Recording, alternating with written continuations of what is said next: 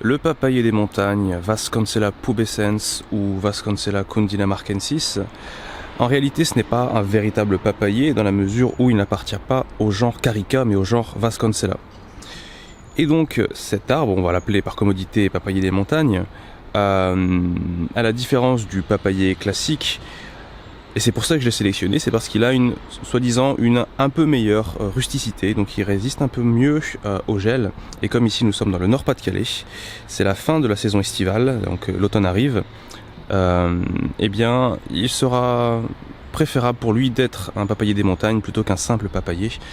On verra ce que ça donnera, en sachant que celui-là, il a 1 an, vous voyez, il a 1 an. J'en ai 2 autres ici, hop, alors... Ils sont beaucoup plus jeunes, alors celui-là, ils sont de cette année en fait, tous les deux ils ont 2-3 mois.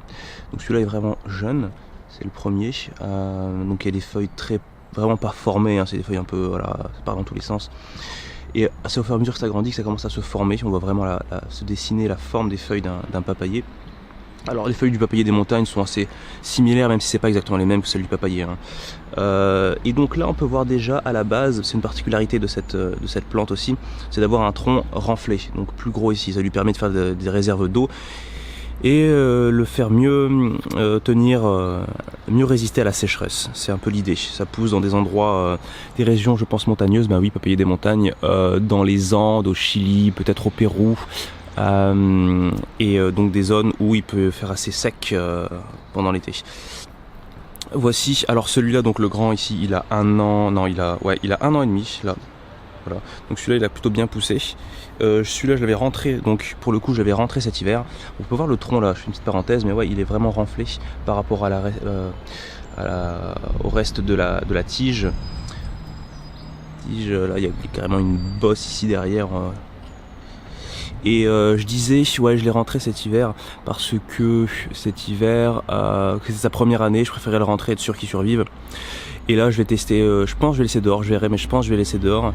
C'est difficile parce qu'en fait, je veux l'habituer aux températures extérieures pour qu'il soit le plus indépendant possible. Parce que si je le rentre et que je le ressors, la transition entre le milieu intérieur, milieu extérieur, elle peut être difficile. Là, il avait perdu ses feuilles quand je l'ai sorti à la fin du printemps. Il en a refait, je l'ai mis en serre, il les a reperdues, elles ont brûlé parce qu'il a fait 28 degrés, dans la serre il faisait trop chaud, enfin voilà. Donc je l'ai laissé à l'extérieur. Mais en fait, avant, il avait des feuilles beaucoup plus grandes.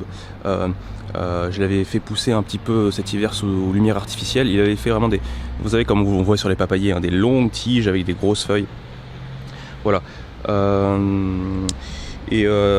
On peut voir sur la tige ici en fait que voilà c'est une série en fait de pétioles qui sont tombées, donc disons les tiges qui maintiennent les feuilles, et donc là on a les marques à chaque fois, et donc c'est dans la nature du papayer de façon de faire comme ça. Ça se ramifie quasiment jamais, de temps en temps ça peut se ramifier, mais sinon c'est des longues tiges. Donc voilà pour le papayer des montagnes, on verra ce que ça va donner. Alors pas de fruits hein, ici, vous imaginez, en tout cas pas encore, il est jeune, même si ça donne assez vite. En fait 1 an et demi c'est la durée à peu près qu'il faut pour un papayer donner des fruits. Hein. Je pense que c'est la même chose pour le papayer des montagnes. Mais bon voilà, le climat ici fait que ce sera beaucoup plus lent et je sais pas si un jour il donnera des fleurs. En plus, il faut souvent un mâle et une femelle, bon là ça va être compliqué. Donc voilà, on verra ce que ça va donner. Au début c'est assez lent à pousser comme mais pourtant c'est un arbre normalement à croissance rapide, mais ça dépend vraiment des fois. Il y a des différences, là par exemple, là on passe sur les papayers. Donc ici par exemple, on a un vrai papayer, disons, donc Carica papaya. D'ailleurs, bon voilà, il perd ses feuilles, hein, là c'est fini. Elle jaunisse, il y en avait plus que ça avant. Vous voyez celui-là, alors il y a un tronc beaucoup plus fin par rapport à la taille qu'il a, si on compare au papayer des montagnes, sauf que ici, voilà, un autre papayer beaucoup plus petit avec un tronc beaucoup plus gros. Donc ça dépend vraiment. Peut-être c'est pas la même variété, je sais plus les graines. Moi c'est des graines que j'ai obtenues pour le papayer simple, à partir des fruits que j'ai achetés dans le commerce.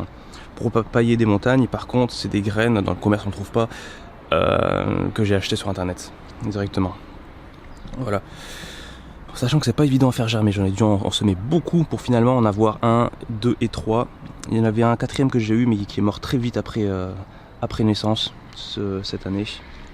Et donc pour revenir au papayer, ouais, donc il y a des comportements un peu différents. Celui-là, je trouve c'est génial parce qu'il y a vraiment un gros tronc ici. Et après ça devient très fin. Par contre il pousse pas beaucoup. Lui aussi il a 1 an. Lui aussi il a 1 an, il est encore plus petit. Vous voyez ici. Voilà, ces feuilles elles sont un peu bizarres, il y a du mal à pousser. Et lui, il a vraiment une autre allure. Lui, il a 1 an et demi, je crois. Et j'en avais fait pousser un autre qui, malheureusement, est mort il y a à peu près 2 semaines. Après, le tronc a commencé à moisir. Et j'ai essayé de le sauver, mais bon, ça n'a pas pris. Je me suis peut-être mal pris aussi moi-même, je ne sais pas. Bon voilà, j'ai tenté de le sauver, mais ça n'a pas fonctionné. Donc voilà pour les papayers. Que dire d'autre sur cet arbre? Il y a plein de choses, hein, mais que je connais pas forcément aussi. Il peut être hermaphrodite, mais la plupart des variétés apparemment sont quand même soit mâles, soit femelles. Voilà. Eh bien, à plus tard.